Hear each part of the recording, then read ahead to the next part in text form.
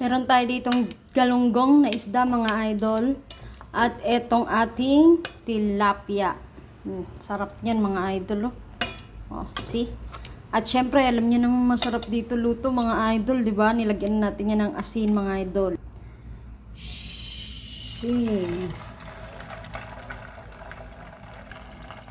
Tilaps na masarap.